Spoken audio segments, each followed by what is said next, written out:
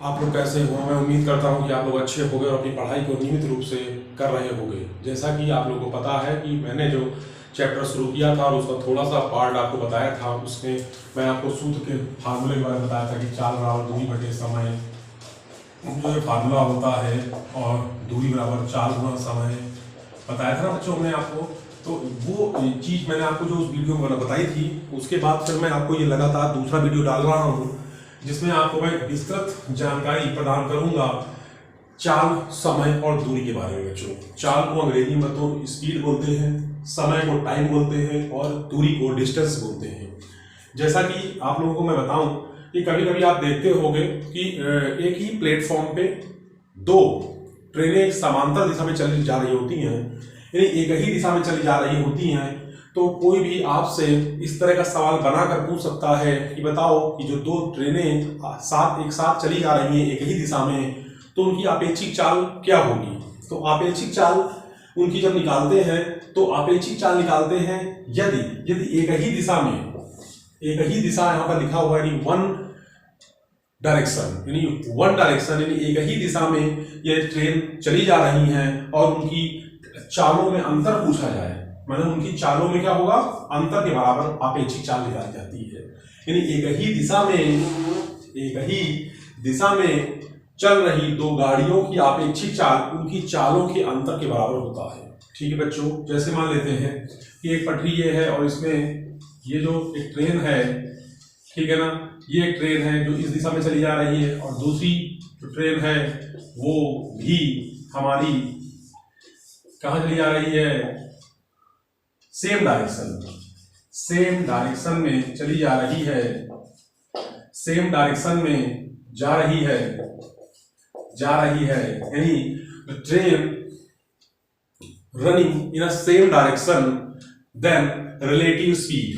English में इसको बच्चों रिलेटिव स्पीड बोलते हैं। आपेक्षिक चाल क्या होगी, तो बच्चों उनकी जो चालें होंगी उसके अंतर के बराबर हम अंतर ले लेंगे, वही अंतर ही आपेक्षिक चाल होगी। मैंने एक उदाहरण के तौर पे आपको बताने की कोशिश की है कि माना एक रेलगाड़ी 40 किलोमीटर प्रति घंटे की चाल से जा रही है तथा इसी दिशा में कोई दूसरी रेलगाड़ी समांतर मार्ग पर 30 किलोमीटर प्रति घंटा की चाल से जा रही है, तब आपेक्षिक चाल क्या होगी, तो 40 और -30 यानी 40 - 30 यानी 10 किलोमीटर प्रति घंटा क्या होगी, इसकी आपेक्षिक चाल होगी बच्चों।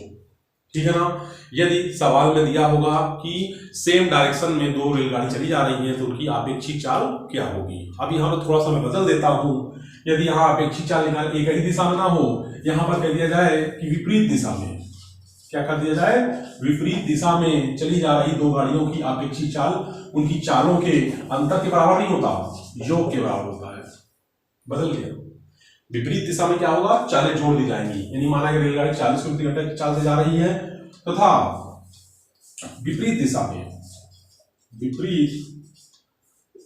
में कोई दूसरी रेलगाड़ी समांतर मार्ग पर, दूसरी रेलगाड़ी समांतर तो नहीं बोल सकते यहाँ पे, दूसरी रेलगाड़ी 30 किलोमीटर प्रति घंटा की चाल से जा रही है, तब आपेक्षिक चाल क्या हो जाएगी बच्चों, 40 + 30 यानी 70 किलोमीटर प्रति घंटा हो जाएगी। कब, जब उनकी डायरेक्शन क्या होगी, अपोजिट होगी, यानी सेम डायरेक्शन होगी, क्या होगी, सेम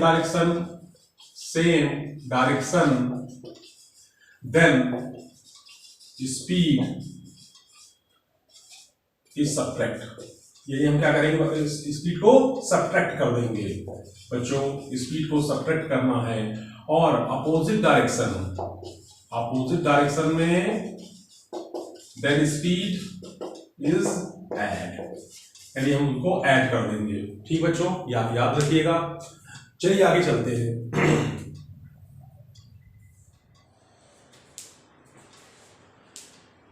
चलिए बच्चों आगे देखते हैं। आगे अगला सूत्र है सूत्र नंबर 1। मैंने इसको सूत्र की संज्ञा दे दी है। एक्चुअल में होता क्या है कि जो समय चाल, समय और दूरी के जो सवाल होते बहुत ही आसान है, बस कुछ पॉइंट्स और कुछ अपने कॉन्सेप्ट पर ही काम करते हैं। तो मैंने इसको सूत्र का नाम दे दिया है कि सूत्र नंबर 1 दे रखा है कि रेलगाड़ी द्वारा किसी खंभे या पेड़ या आदमी को पार करने वाला का। बच्चों कभी कभी देखते होंगे आप लोग कि कोई पेड़ है ऐसे खड़ा हुआ है, ठीक है बच्चों, और रेलगाड़ी हमारी जो है इसको ऐसे जा रही है, ठीक है ना। रेलगाड़ी हमारी ऐसे चली जा रही है। तो अब इस जब वो रेलगाड़ी जाएगी तो इस पेड़ को वो क्या करेगी, पार करेगी, क्रॉस करेगी।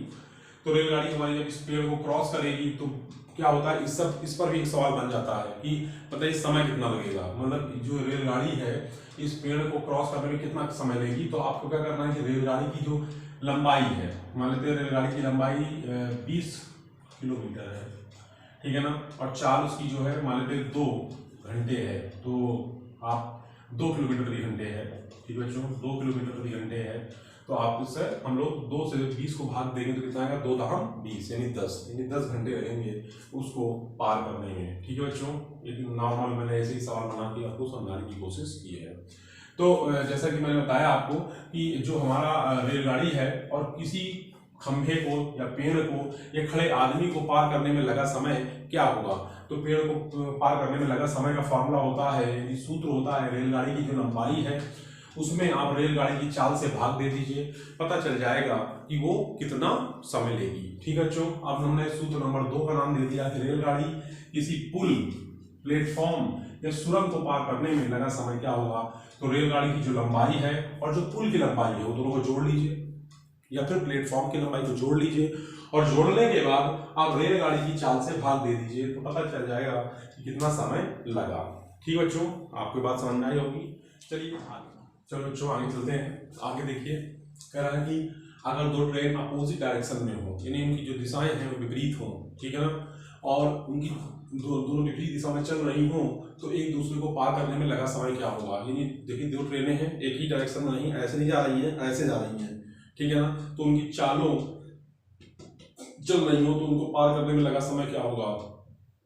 यदि 2 ट्रेन अपोजिट डायरेक्शन में चल रही हो तो एक दूसरे को पार करने में लगा समय क्या होगा, ठीक है ना बच्चों।